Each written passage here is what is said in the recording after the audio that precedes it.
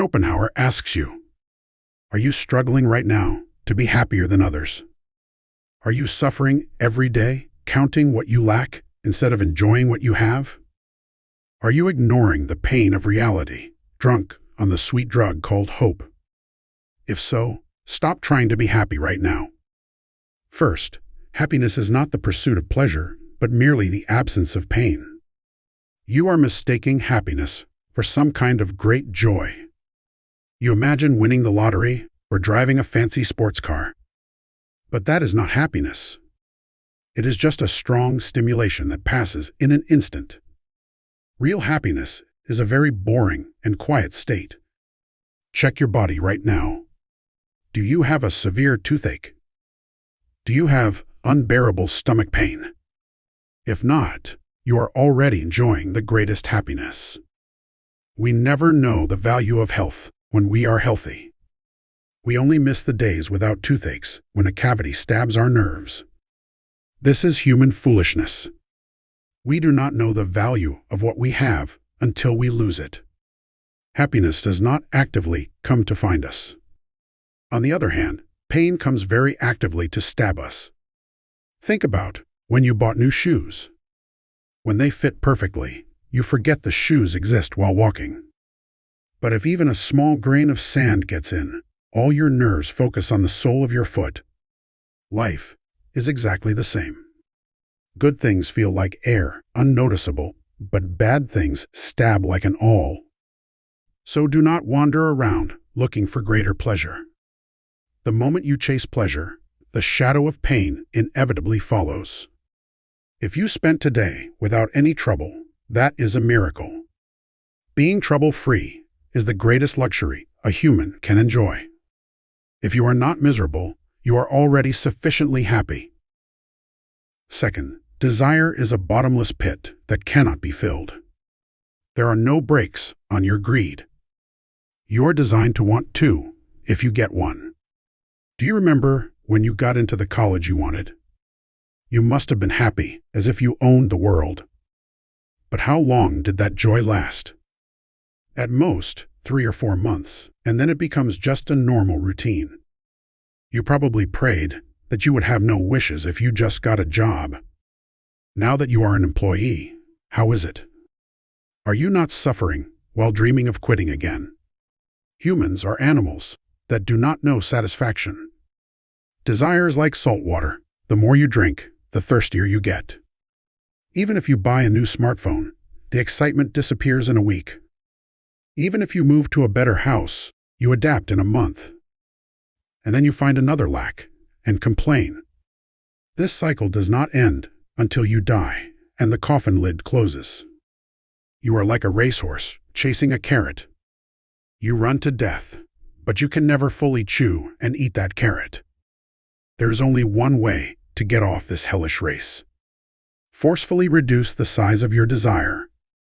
It is faster to throw away greed than to try to get what you want. You are not poor because you have few assets. You are poor because you want many things. A rich man with 10 billion is poor if he wants 20 billion. If you are grateful for a warm meal even in a single room, you are rich. Do not find satisfaction from the outside, but police your internal greed. That is the only way to escape eternal thirst. Third, other people are your hell. Why do you keep begging for happiness from others? Why do you hang your neck on the recognition of others? Other people do not care about you at all. They are overwhelmed just enduring the weight of their own lives. Yet you waste your life being conscious of others' eyes. Why do you carry luxury bags and drive expensive cars? Is it because you truly want it, or is it to show others? A life for showing off is a hollow shell.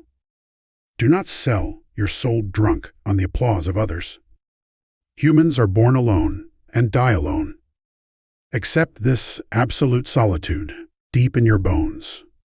Do not force yourself to meet people because you cannot stand loneliness. Only low-level conversations and fake smiles will be exchanged. In that crowd, you will feel a greater emptiness. True peace comes only when you are alone. Do not rely on others.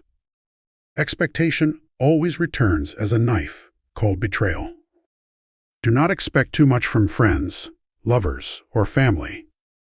They are just imperfect and selfish humans too. The only person who will fill your heart is you in the mirror. Keep a proper distance from people. Look at the porcupines gathering for warmth on a cold winter day. If they get too close, they prick each other with spines and bleed. But if they get too far, they shiver in the cold. This is the essence of human relationships. Stand alone with enough distance not to get pricked. Only those who know how to enjoy solitude are truly free. Fourth, comparison is the most terrible cancer that eats away at the soul. Why do you feel dirty after coming back from a reunion? You hear someone became an executive at a big company. You hear someone won lottery for a luxury apartment. If your stomach hurts hearing this, you are an amateur. Jealousy is a tool to torture yourself. Why do you bother peeking at others' lives and abusing yourself? Do not believe the flashy photos on Instagram. They are strictly edited highlights. When the camera is off, they cry, fight, and struggle too. All lives are comedies from afar and tragedies up close. The reason someone else's rice cake looks bigger is that your eyes are skewed. If you steal that rice cake and eat it, it chokes you and tastes dry just the same. The moment you compare yourself with others, the gates of hell open wide. A beggar does not envy a king. He envies the beggar sitting next to him who got more coins.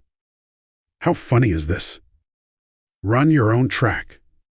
If a rabbit tries to swim like a turtle, it drowns. If a turtle tries to run like a rabbit, its joints break. Know your place and live within your means. This is not defeatism. It is the most cold-headed wisdom to protect yourself. Close your ears to whatever others say. Do not forcibly fit yourself into the world's standards. If you live a today that is slightly better than yesterday, that is enough. Use the energy of envying others to take care of yourself. The moment you stop comparing, your life finally breathes. Fifth, abandon vague hope and prepare for the worst. Positive words, like, "everything will be fine," are poison. Groundless optimism makes you careless. And when that hope breaks, it gives you a wound you cannot handle. Rather, admit that the world is originally full of pain. Life is hard, exhausting, and unfair by default. If you coolly admit this fact, your mind becomes at ease. If nothing bad happened today, that alone is a windfall. Always simulate the worst-case scenario in your head. You might fail the exam. A trusted person might betray you. You might suddenly get a serious illness. If you expect these misfortunes in advance, the shock is much less. Rather, when it actually happens, you can laugh and say, "It's more bearable than I thought." This is the true meaning of positivity. Believing unconditionally that you will walk on a flower path and then crying in the mud is not positivity. The attitude of walking firmly, no matter what mud you fall into, is positivity. Do not color the world rosy. The world is gray. If you discover a sparkling moment in that grayness occasionally, enjoy it. Do not make happiness the goal of life. Happiness is not a destination to chase. It is just a flower blooming by the roadside while you live dodging flying stones. Do not try to pick that flower to possess it. Just enjoy it with your eyes. Throw the obsession that you must be happy into the trash can. That obsession is the main culprit, making you the most unhappy. Just be relieved that you can breathe safely and eat today. That is how a wise person lives in the world. The stories so far are not my own thoughts. They are the warnings left to us by Arthur Schopenhauer, the philosopher of solitude and pessimism from 19th century Germany. Schopenhauer lived as a bachelor all his life and examined human pain like a microscope. He saw that the reason we are unhappy is because of the blind will to live. The cycle of constantly desiring, suffering because it is not filled, and being bored when it is filled. He told us to look straight at this hellish pendulum movement. Do his words sound too cold and pessimistic? But paradoxically, his philosophy offers us the most realistic comfort. Originally, life is pain. It's not your fault. Once we acknowledge this deep in our bones, we can finally be grateful for small joys. We stop sacrificing the precious present, chasing a grand bluebird. No matter what misfortune comes, we gain the strength to endure calmly, saying, "Yes, what was to come has come." Tonight, before you fall asleep, look at the ceiling and think, am I tormenting myself, craving what isn't there? Or am I peaceful, relieved by the small and humble things I have now? Remember, happiness is not the size of pleasure, but the absence of pain. If you are closing your day without any major accidents today, you have spent a more successful day than anyone else.